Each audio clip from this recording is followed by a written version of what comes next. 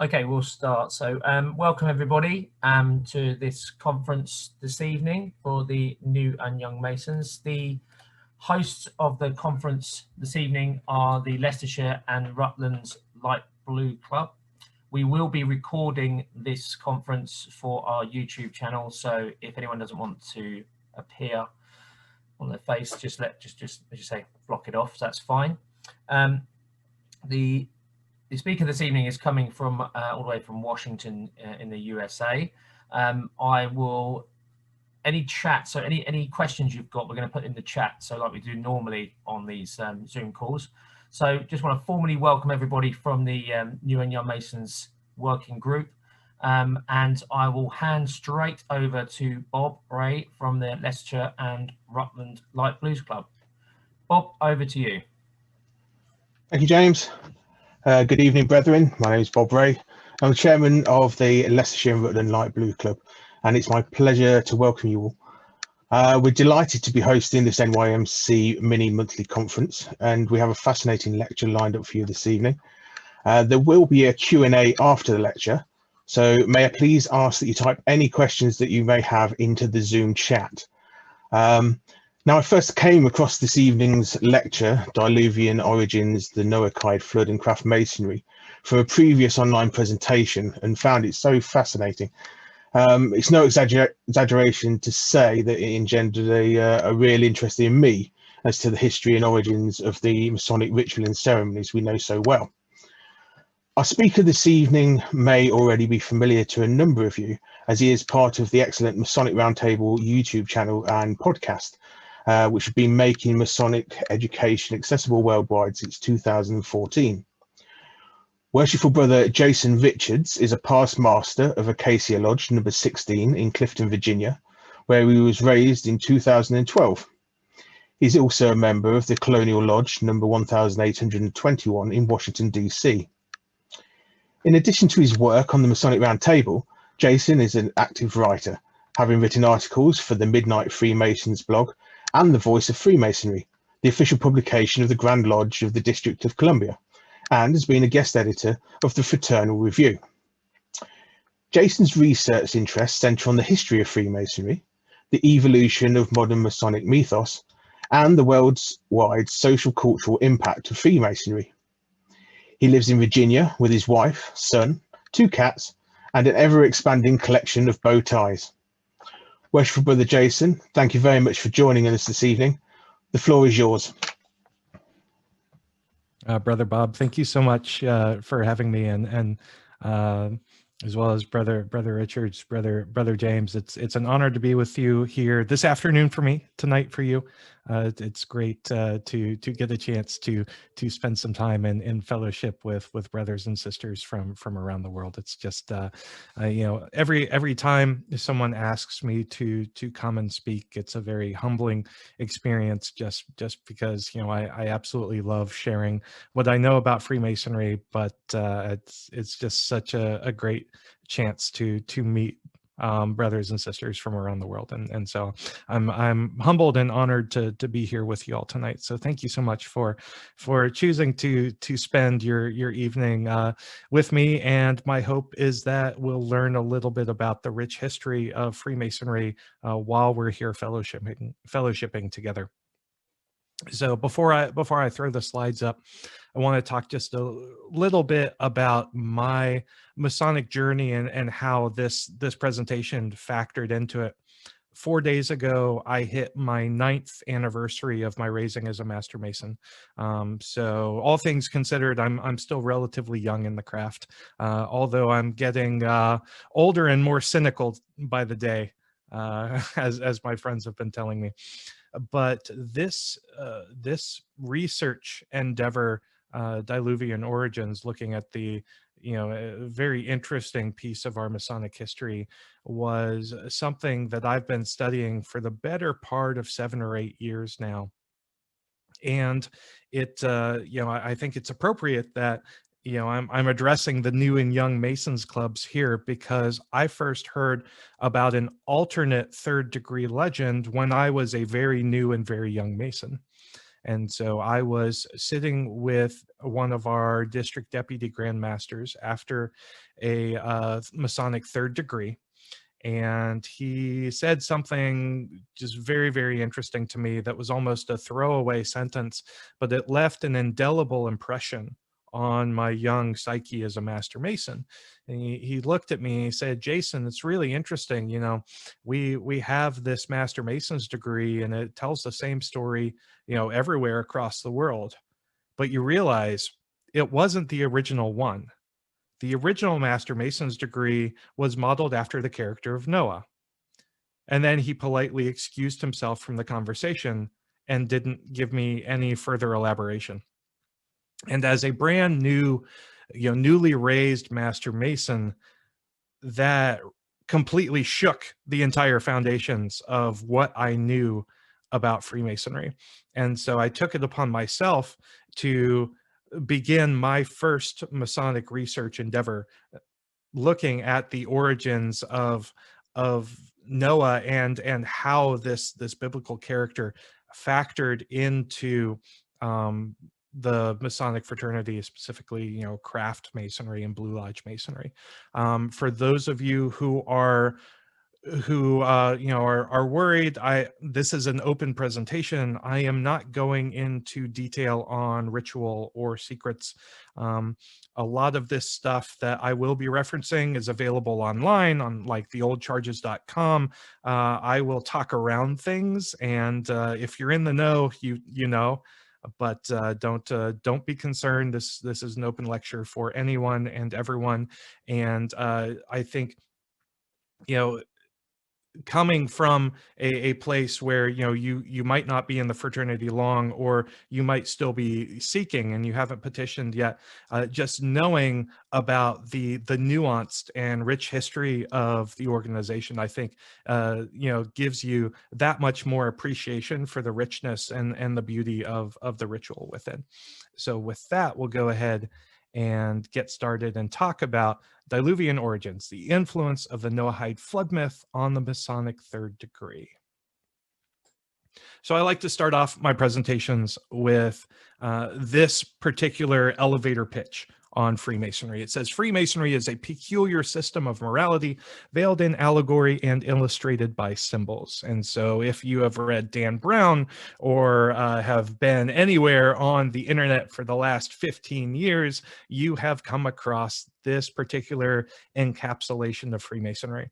And while it may on the surface appear to be nothing more than trite platitudes, when you dissect this particular elevator pitch of Freemasonry, you start to see the richness and how appropriate it is as a 30-second soundbite encapsulating who we are as Freemasons.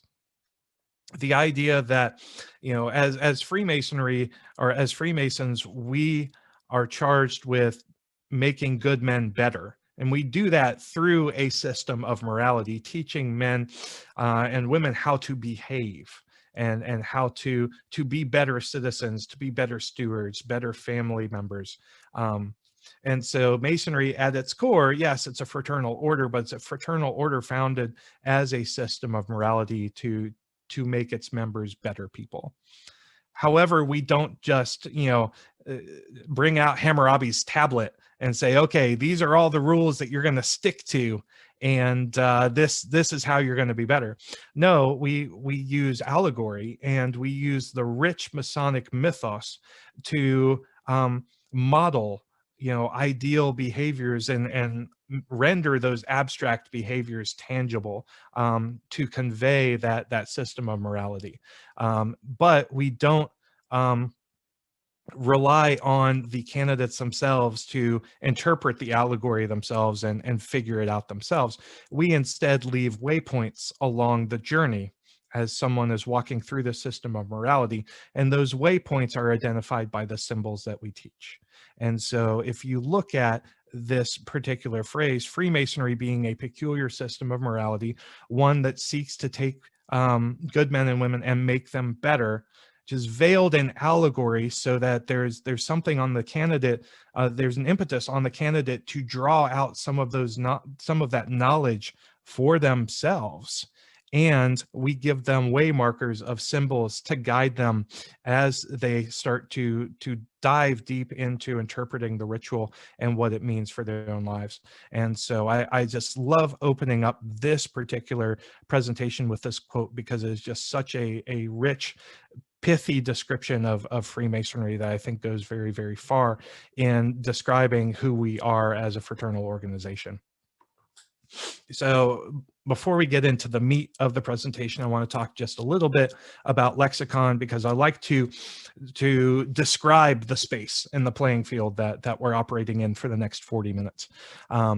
So when I talk about myth, what I am talking about here is a traditional story, often an oral tradition, that concerns a history of people or natural phenomenon. But the thing that makes it a myth is the involvement of supernatural beings or events. What I am not, saying here is there is a more modern connotation to the word myth, which conveys a judgment on the veracity of that tale. So you say, oh, that's just a myth. What you say is, oh, that's not really true. And that is not the case in the definition that I'm using. So when I talk about the Abrahamic Noahide flood myth, I am not giving a judgment as to whether or not those events actually occurred. Myth is very much a neutral phrase, coming from the Greek, word, tale, or narrative. Interestingly enough, it's also related to the root mio, which means to teach. Of course, Homer, the great philosopher, construed this as to initiate into the mysteries. So when you look at all of these rich oral traditions and the mythology of the Bible and the Greeks and the Romans, you can see all of these different allegorical mythologies. You can wrap your head around those being pathways to ancient mystery schools. This brings us to allegory, which is a story, poem, or picture that can be interpreted to reveal a hidden meaning. So not just everything is on the surface. And for the purpose of, the initiatic experience in Freemasonry and mythology and Freemasonry, the two are inextricably interwoven. And so I talk about myth and allegory in the definitions according to this presentation, because I use the words interchangeably, because you can't have one without the other in Freemasonry, as I would argue. So let's talk about the modern Masonic myth. It is no surprise to anyone who even has a cursory understanding of Freemasonry that we focus our Masonic mythos around the building of arguably one of the most beautiful buildings in all of history, King Solomon's Temple. And it's again the myth of King Solomon's Temple and the use of stonemasons' tools as allegorical tools to help you build your own spiritual edifice is a central theme to the Masonic experience. But it wasn't always. It didn't always figure at the capstone of the Masonic experience. Of course, talking about the Master Mason degree, which compared with the rest of Masonry is actually a relatively new innovation within Masonry, having come about in the early 1700s.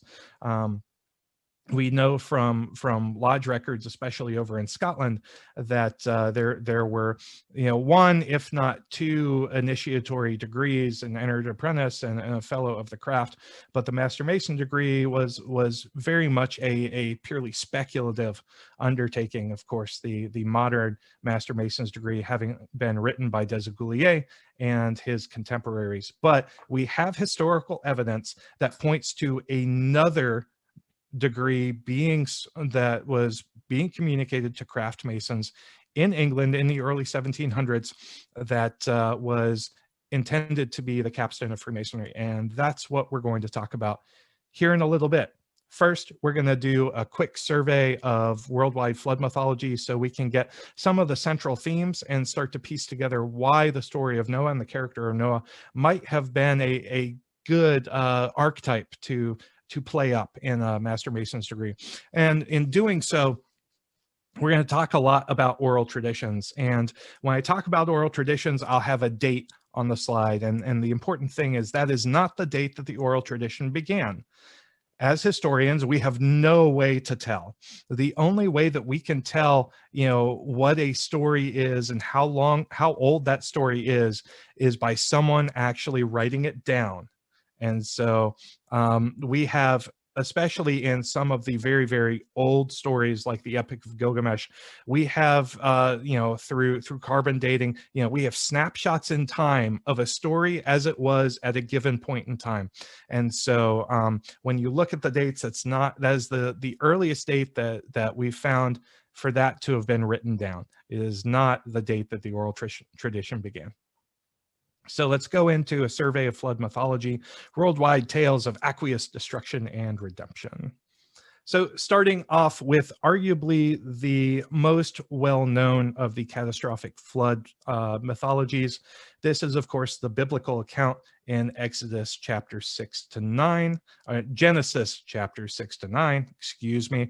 And notice I say we believe it was written down between 950 and 500 years before the Common Era. That is because scholars it is up for debate when Genesis was actually written down. There are three primary texts that the scholars believe were kind of mashed together to form Genesis. And so, whether you more ascribe to the priestly version or others, that will change how you how you date the Bible and how old Genesis is. So let's talk a little bit about the biblical or Abrahamic account. Genesis 6 to 9, man falls out of favor with God. Man is completely corrupt and evil, and in all the world, God can find no one righteous except for Noah.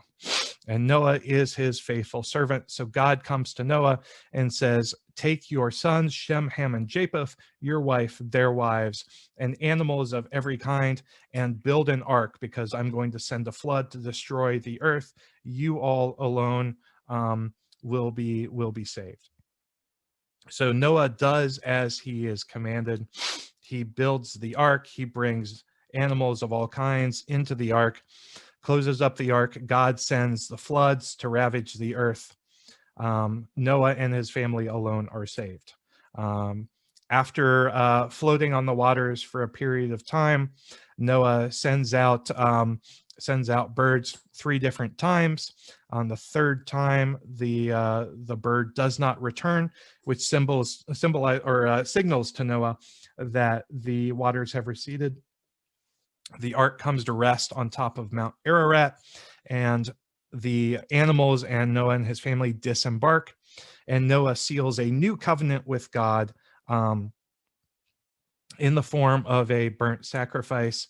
And God enters into this covenant with Noah, saying he will not ever again destroy earth by flood, and he puts a rainbow in the sky to seal that covenant. Moving to the oldest existing catastrophic flood myths, we find that this in the ancient Babylonian, Sumerian, and Akkadian texts. So we have the Genesis account written between about 950 and 500 years before the Common Era, and going back to the Akkadian and Sumerian accounts, we get accounts of a catastrophic flood story similar to the story of Noah, dating back to 1700 years before the Common Era, which is, of course, not the Epic of Gilgamesh. The Epic of Gilgamesh is actually over here on the left, written about 1300 years before the Common Era. For those of you who don't know, the Epic of Gilgamesh is largely regarded as one of the oldest written stories in the world, dating to between about 2000 and 2100 years before the Common Era. The interesting reason why, I have the 1000 to 1300 year BCE version here is because, again, these tablets are a snapshot of the story as they exist in a particular space and time. The story of the catastrophic flood story in the Epic of Gilgamesh is actually kind of a side story. It's almost like a side quest in the Epic of Gilgamesh, and that was bolted onto the story later on down history. So the oldest versions of the Epic of Gilgamesh don't actually contain the worldwide catastrophic flood story. In order to get to the oldest version of the catastrophic flood story, we have to go to the tablet on the right, which is the Chaldean flood story, known as the Atrahasis Epic. So tablet 3 of the Atrahasis Epic contains the flood story, and it tells of the gods who created human beings to do all of the work on earth. The human beings were fruitful and multiplied, and as they multiplied, they got very noisy. And human beings became so numerous and so noisy that they disturbed the rest of the gods.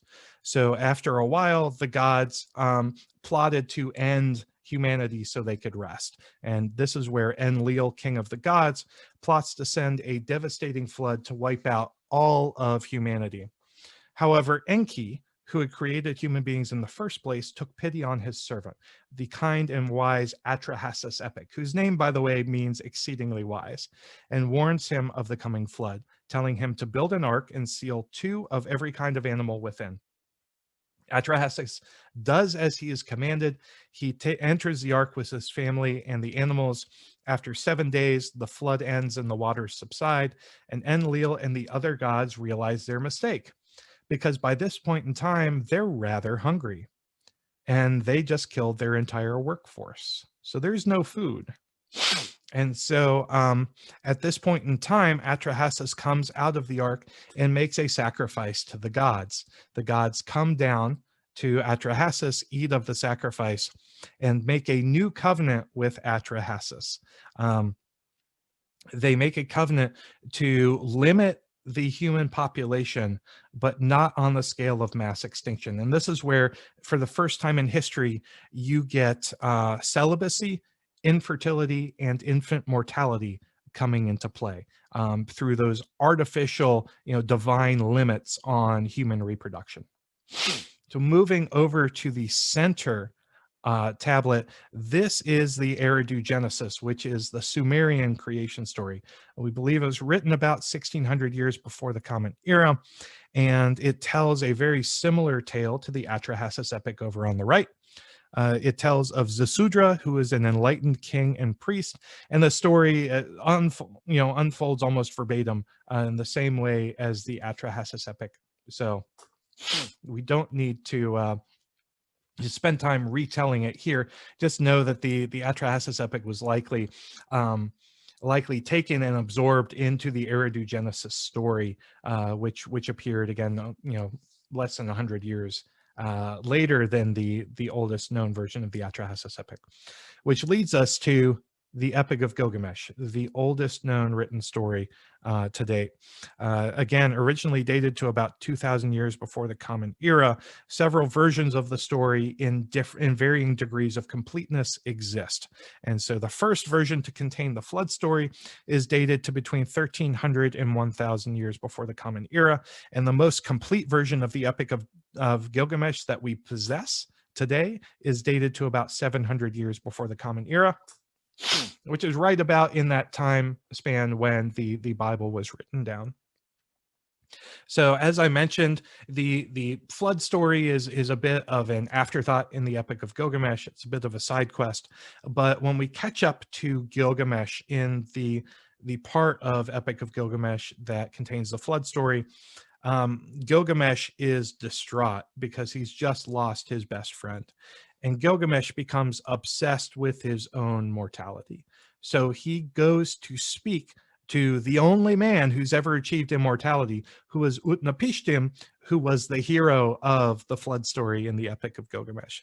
And so Utnapishtim was a survivor of the Great Flood. He was tasked by Enki in a dream to create a giant ship to be called the Preserver of Life. He was also tasked with bringing his wife, family, and relatives, along with the craftsmen from his village, baby animals, and grains into the Preserver of Life with him. After 12 days on the water, Utnapishtim opened the hatch of the ship to look around and saw the slopes of Mount Nazir, where he rested his ship for 7 days. On the 7th day, he sent a dove out to see if the water had receded, but the dove returned, being unable to find ground to set its feet on. Utnapishtim then sent out a swallow, which returned as well. And finally, Utnapishtim sent out a raven. The raven saw that the waters had receded, and the raven did not return to Utnapishtim.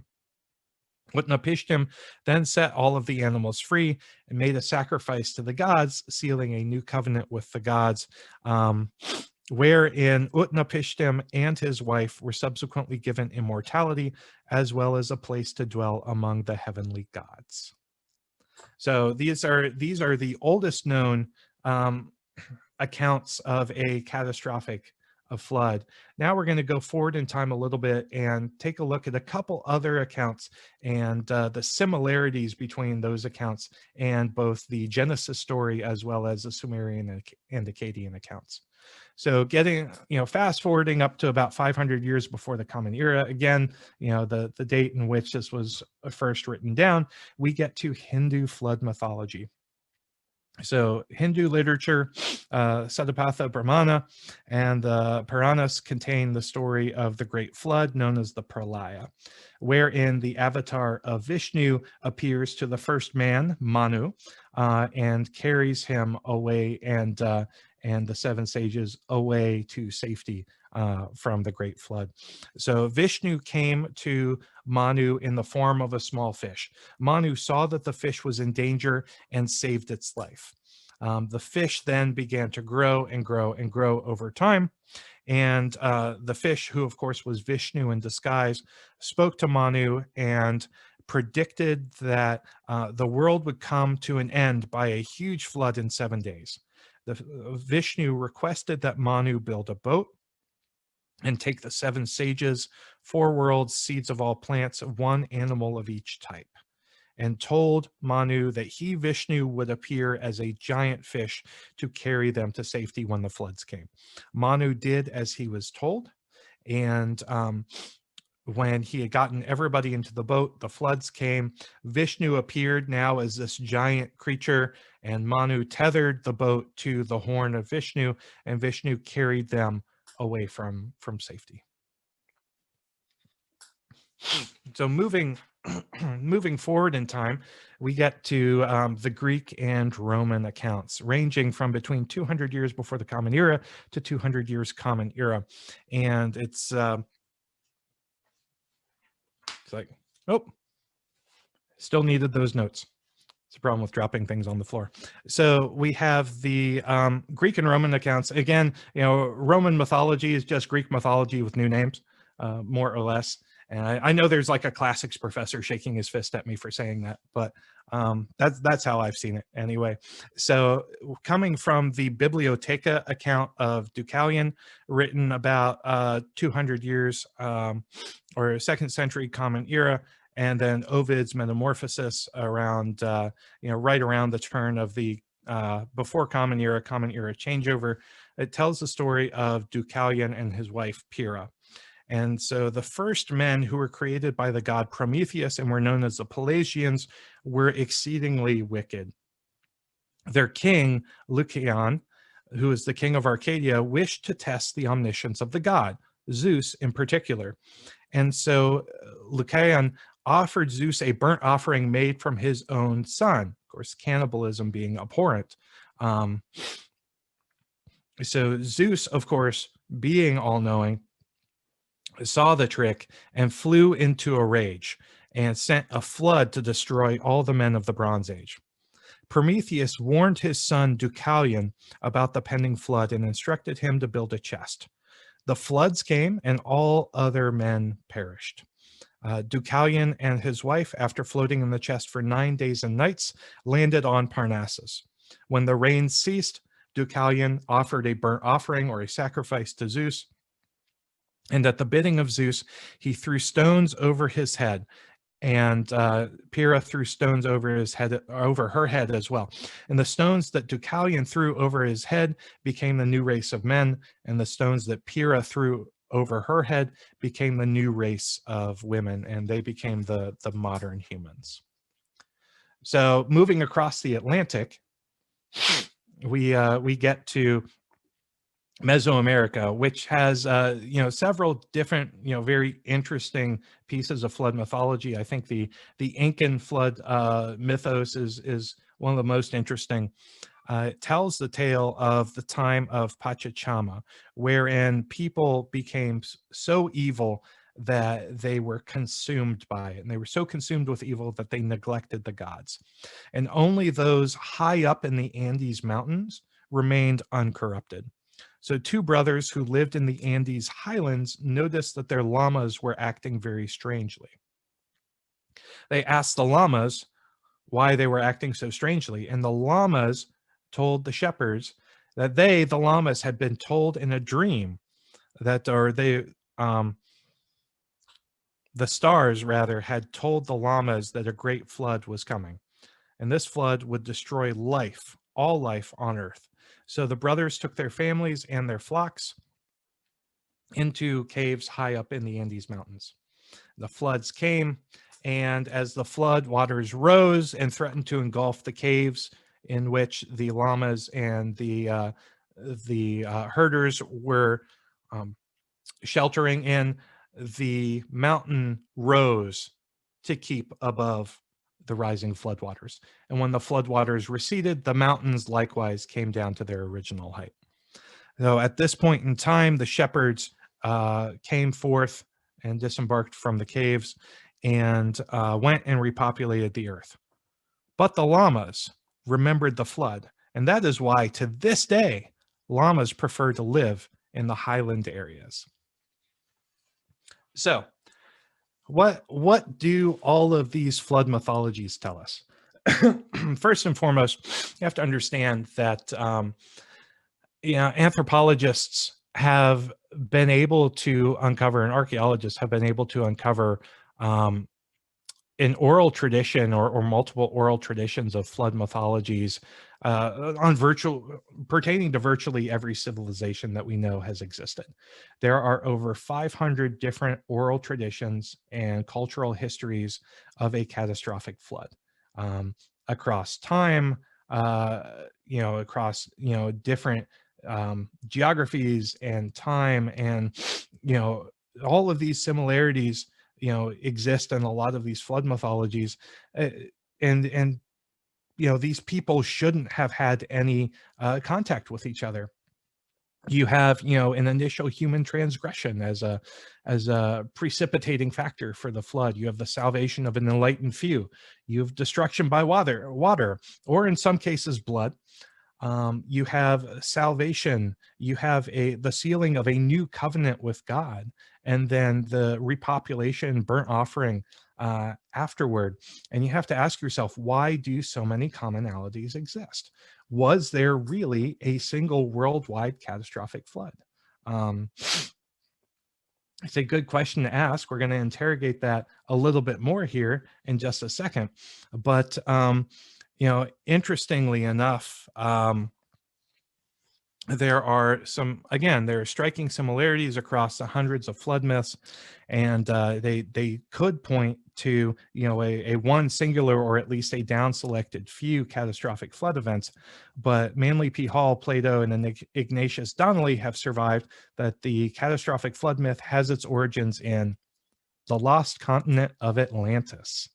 So the lost continent of Atlantis, of course, comes from Plato, and it was as communicated to him by the ancient priest Solon, and goes something like this. Atlantis was said to have been ruled over by Poseidon.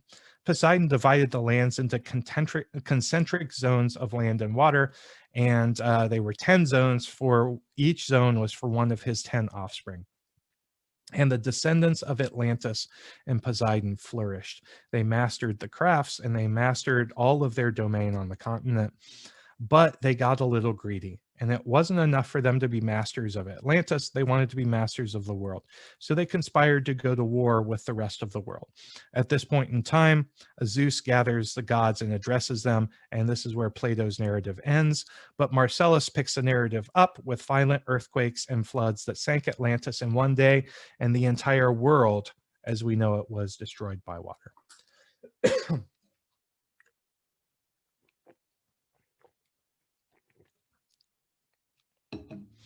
So this is, a really interesting tale. We don't have anything scientific that corroborates any of this story.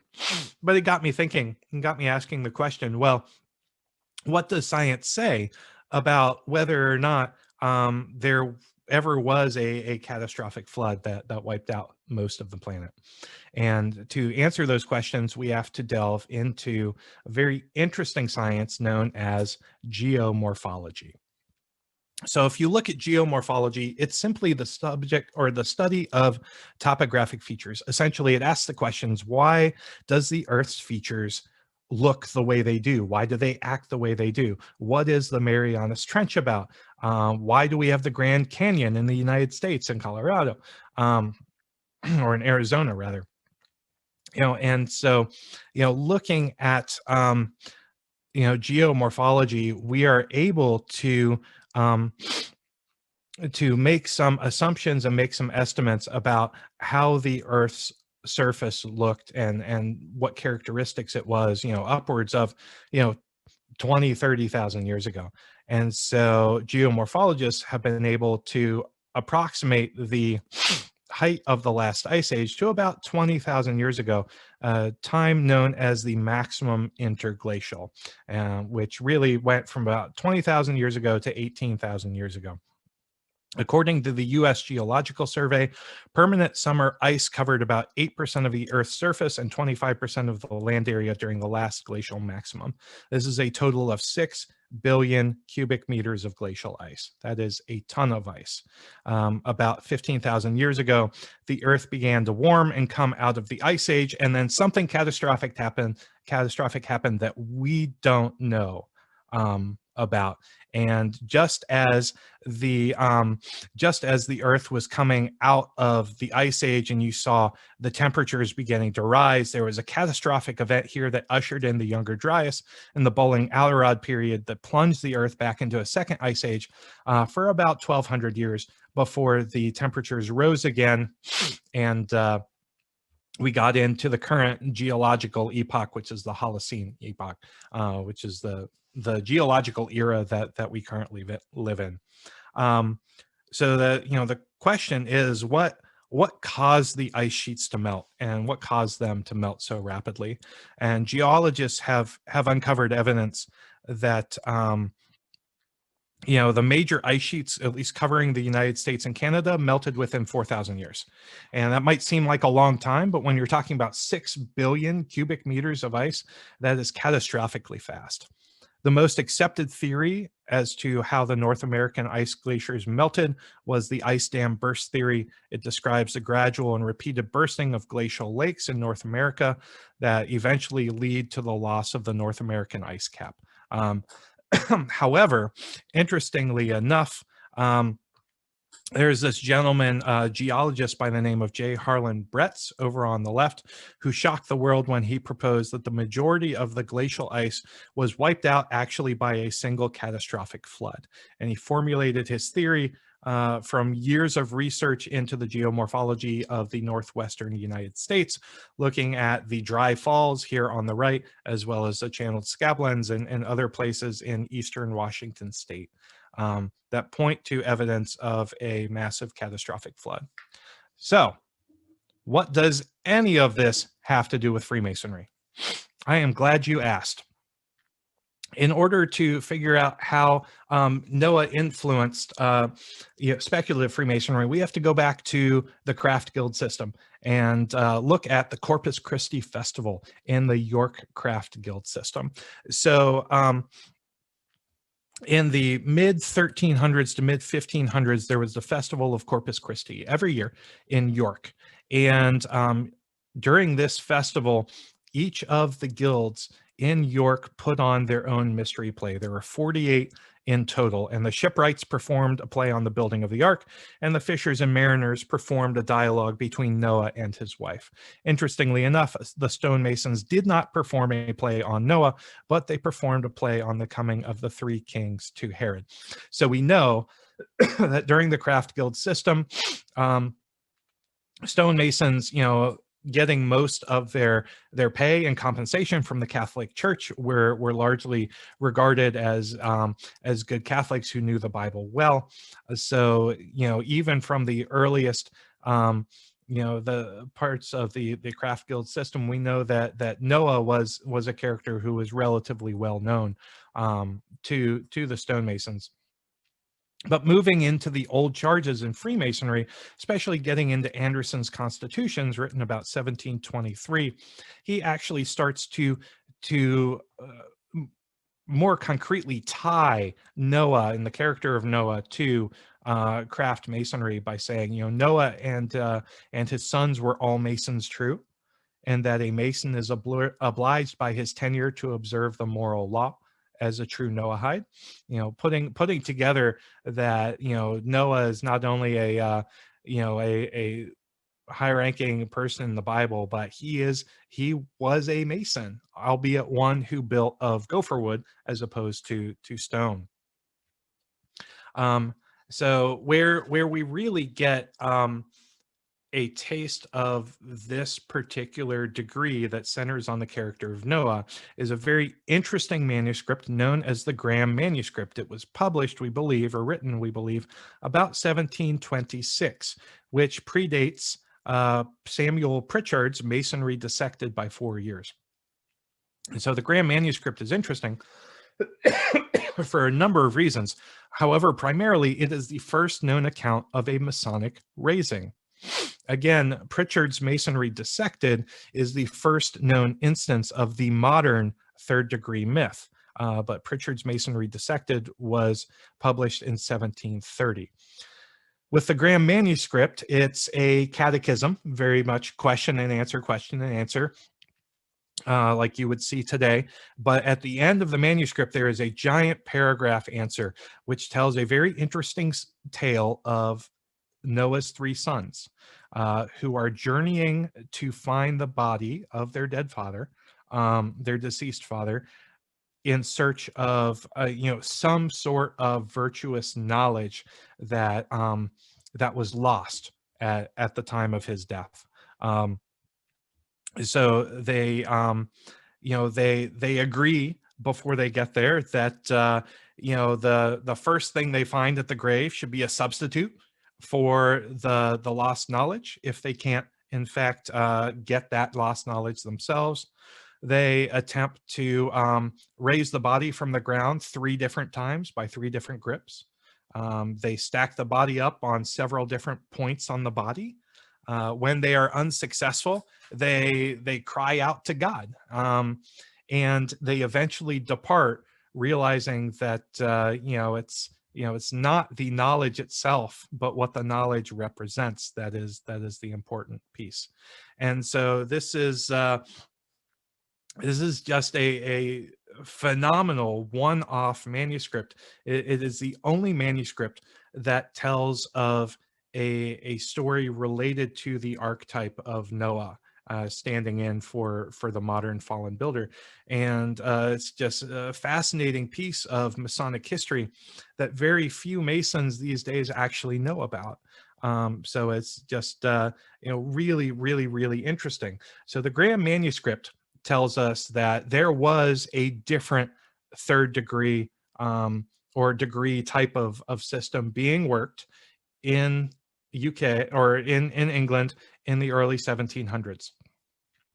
So we have another piece of historical evidence, which comes in the form of an advertisement in the local paper about the same time that gives notice to all Masons who have been made after the antediluvian manner, talking about Masons adhering to perhaps this Noahide degree.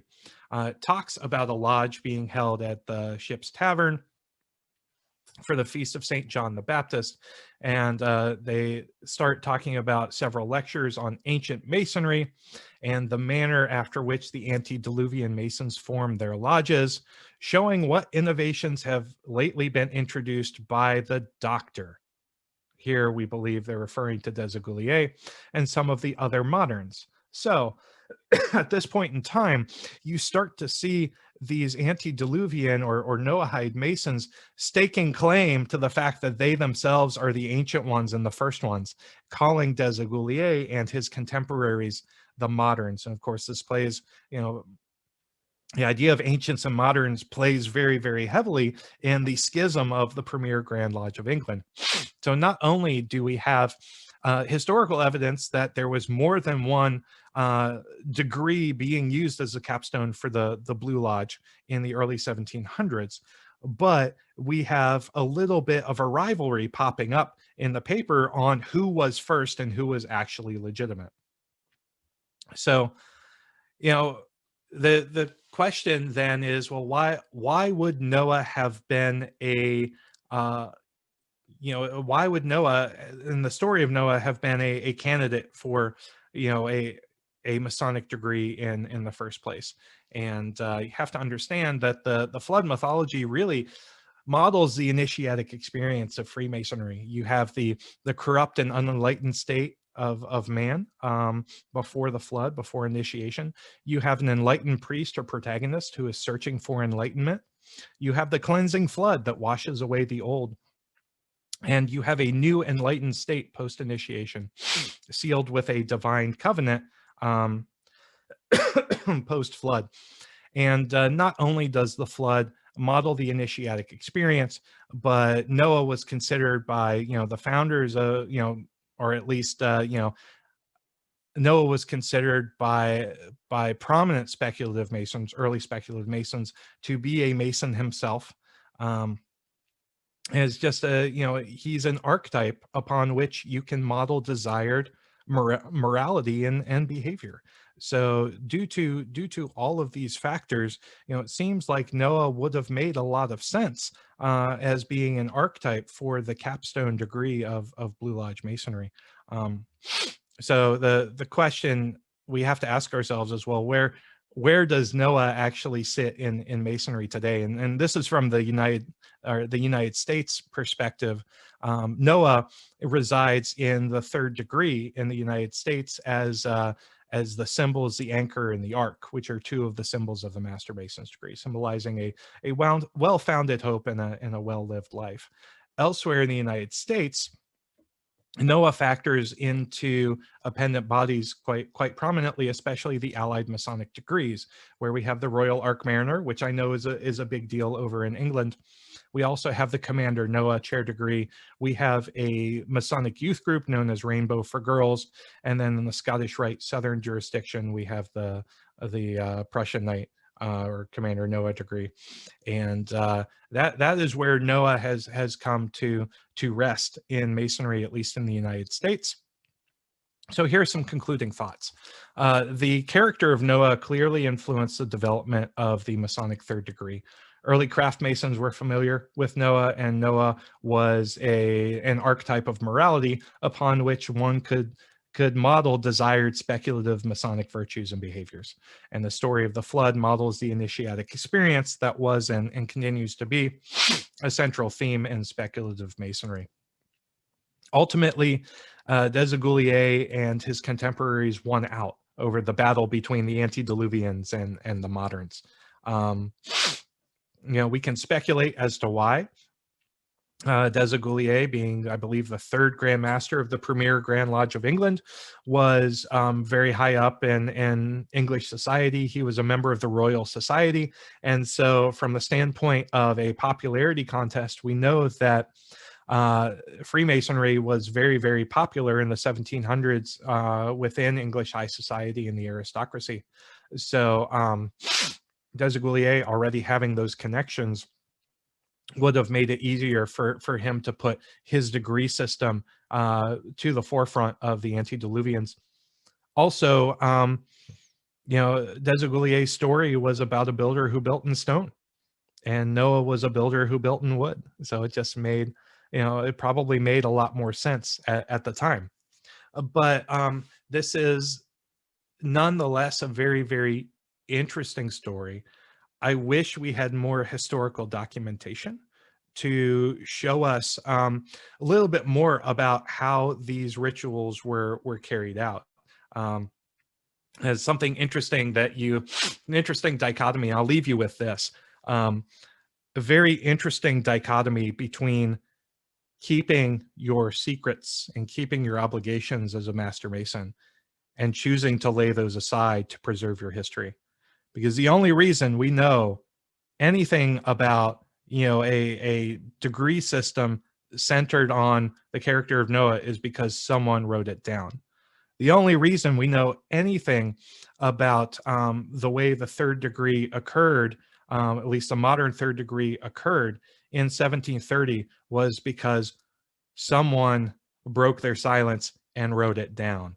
So very, very interesting. I'm not advocating for that necessarily, but as historians, if we didn't have these leaks and these craftsmen who wrote this stuff down, we wouldn't know nearly as much about our history as we know, and what we know about our history as a fraternity is very, very slim, again based on hardly anything having been written down. So with that, this is the story of my first foray into Masonic research. I've been updating this presentation and working on this presentation for the better part of 7 years now. I hope you've enjoyed it, and I hope it gives you a little bit to think about as far as the importance of preserving our history and the way we do things, not necessarily the secrets, but if we don't write things down, how are the generations after us going to be able to know what Masonry was like? And Bob, I'll give the floor back to you. Thank you, Jason. That was fantastic. Really appreciate you presenting this this fascinating lecture to us this evening. So, brethren, we will now enter the Q&A part of this evening's mini conference. So, if you have any questions, do please put them in chat. I've been keeping an eye on it throughout the lecture. We don't have any questions that have come through there at the present.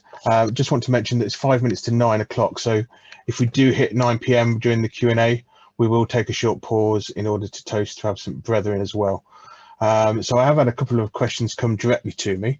So I'll start off with those, if I may. So why do you think we moved from a Noachide version of our ceremony to the Solomonic one that we know today? Now, you mentioned Desigulier influence, but why King Solomon and why Hiram?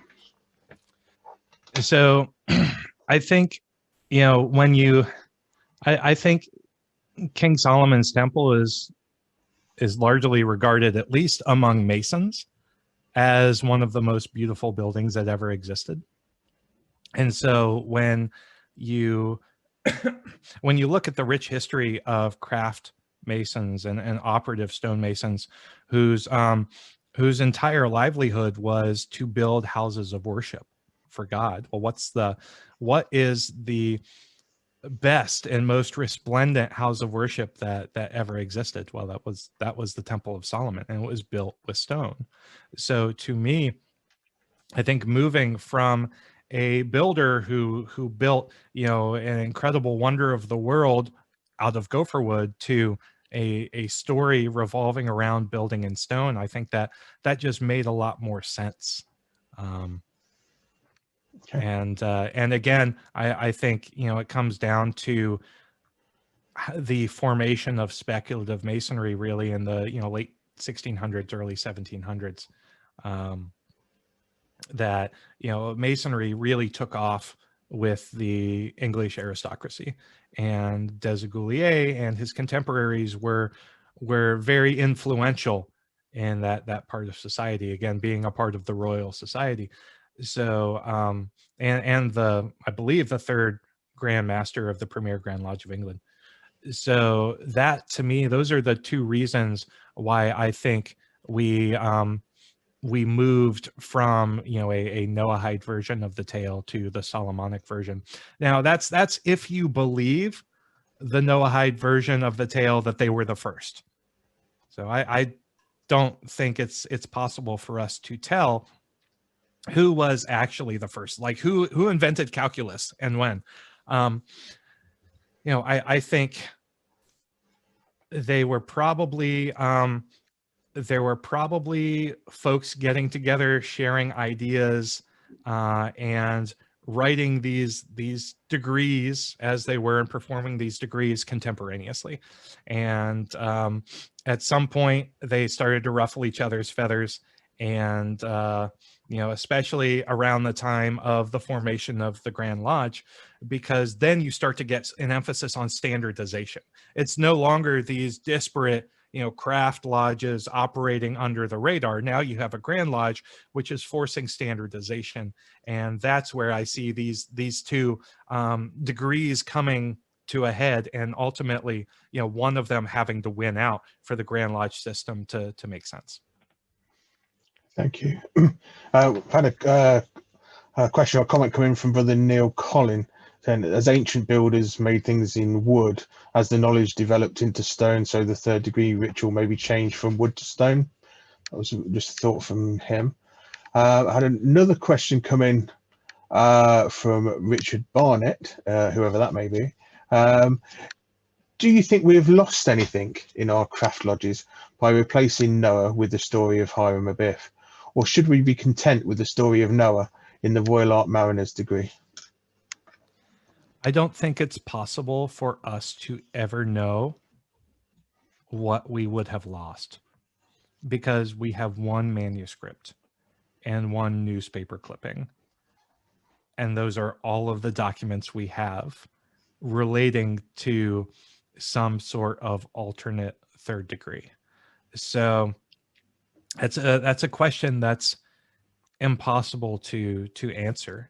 Now, I will say that if you go to old charges, I think it's like old-charges.net, turn your volume down, because they have an autoplay music that will blow your speakers.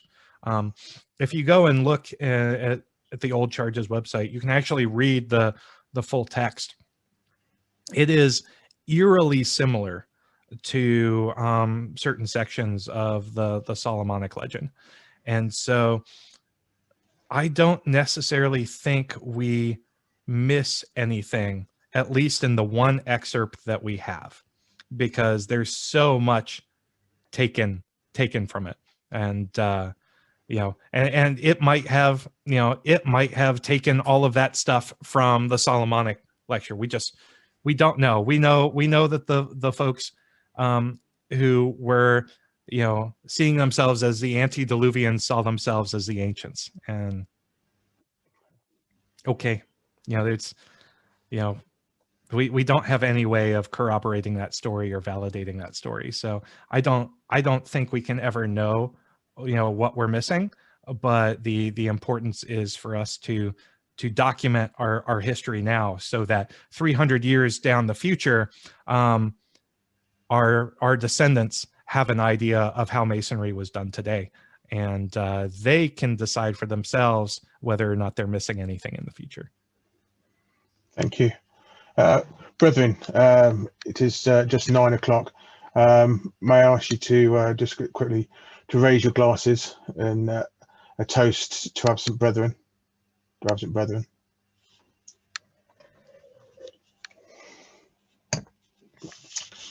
No, thank you. There's if anyone has got a question, please do put them in the chat coming through. I have got another one here. This is from Darren Bolton.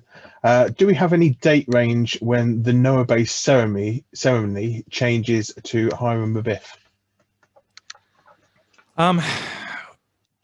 So the only dates we have are the publication of those particular manuscripts. So you have the oldest, we have the only manuscript relating to the Noah-based degree published about 1726. And we have the first publication of the Hiramic legend in 1730, and that's Samuel Pritchard's Masonry Dissected. Interestingly enough, there is an earlier manuscript called the Trinity Manuscript, which details that there are 3 degrees in Freemasonry, but it does not go into detail on what those 3 degrees are. So at the time of the publication of the Trinity Manuscript, which the date of which I don't have off the top of my head, we can assume that there is a 3rd degree being practiced in craft lodges at that particular date and time. But we don't know what it is or what it entails. But it makes sense to me if we're looking at the if we're looking at the Grand Lodge of England coming around 1717 to 1724, depending on whether or not you adhere to Andrew Prescott's modified dates for the founding of the premier Grand Lodge of England, you know, that focus on standardization, you know, may have prompted those writers to write their rituals down so that they wouldn't be lost entirely. Especially as at this point in time, you know, within you know, several years of the Grand Lodge of England and the Grand Lodge of Scotland getting off the ground, Masonry just kind of explodes from the speculative sense. So you're making a lot of brand new Masons. Yes, it is a chicken and the egg scenario. So you're making a lot of brand new Masons. You're having to propagate that knowledge across a bunch of different lodges, and that you know, I just as historians, there's very little we actually know about, you know, how Masonry worked 300 to 350 years ago. Thank you. Okay, so if we have no further questions, just leaves me to say, Jason, thank you once again for your time and this wonderful lecture this evening. I'm sure you've helped us all make our daily advancement today. So on that note, I will hand it back to James. Thank you very much. Thank you very much. Thanks, Bob. Yes, thanks, Jason. Really interesting. Really enjoyed that. And thanks very much for taking the time to speak to us today. The next conference in April is from the Cranium Club, and we are looking at a few talks at the moment, and we're going to have a discussion about which ones we're going to have. Worshipful Brother Dr. Michael Fopp is offering to do the talk for us next month. Stay safe, everybody. We should all be back in our lodge meetings, I hope, by the end of the year. You know, the way that things are going, it looks very promising. So thanks on behalf of the New England Masons Club's members group. I thank you for coming this evening, and goodbye. See you later. Thank you. Bye. Bye.